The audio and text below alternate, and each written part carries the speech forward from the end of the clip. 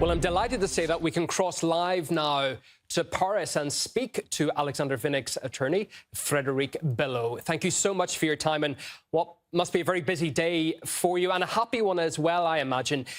The prisoner swap has come out of the blue, for us at least. Can you tell us just how it came to be? Well, we are indeed very, very happy of such a news that we've been expecting for a very long time. So we had yesterday a very good information, that Mr. Fogel was released. So regularly, and I would say even constantly in relation with Mr. Fogel attorney, Sacha Phillips and Randy Bregman, and they called me yesterday telling me that Mr. Fogel was on board. So we're expecting very much to have good news, or similar news today with Aleksandr Vinnik. And it turned out that Mr. Vinnik will be exchanged with Mr. Fogel. And so we are very, very happy of such news. Absolutely. Which side, if you can tell us, was first to initiate negotiations about the swap? Well, the thing is that when Mr. Fogel was not part of the swap this last summer, Fogel's family was very much disappointed and contacted the media and tried, to attract the attention of the U.S. people, of the American people about Fogel's situation in Russia.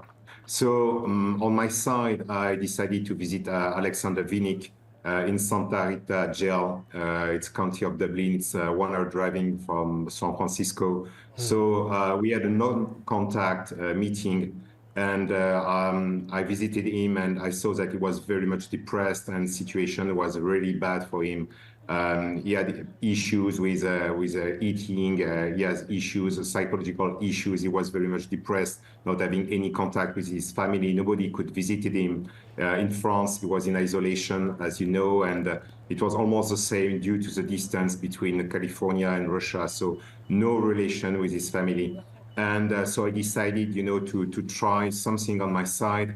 I met as many people as possible to push on Vinnik's case. And I finally met with Sacha Phillips and Randy Bregman, attorneys of Fogel.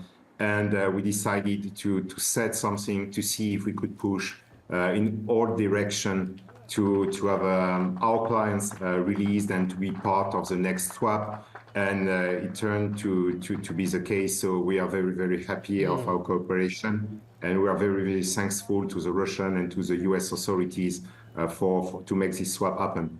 And that work that you put in, the travel, the meeting with officials, can you give us a time frame? How long did that take? How difficult was the negotiation process for you? Well, first, as you know, I tried to catch the attention of the Russian authorities. I wrote to the prosecutor office of Moscow.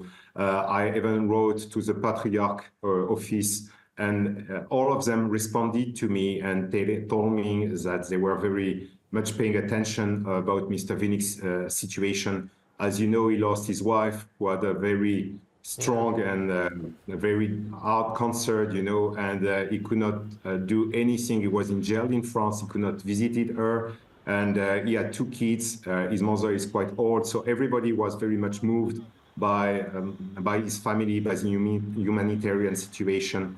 So we tried, to catch the attention of the U.S. authority. So I wrote several times to the special envoy for hostages to the U.S. president. And I tried to meet people in the U.S. and to make, I would say, enough noise, to have Mr. Vinnik seen as a potential candidate for a swap. So getting closer to journalists, getting closer to attorneys, to U.S. attorneys, to former envoy to the U.S. president for hostages, people in charge of U.S. securities, and just to explain that my client is innocent, that he has no blood on hands, and that he very much deserves to be exchanged and to be sent back home. Yeah. And the fruits of that labor clear today. When did it become evident that the swap of sorts would involve former U.S. Embassy staffer Marc Fogel?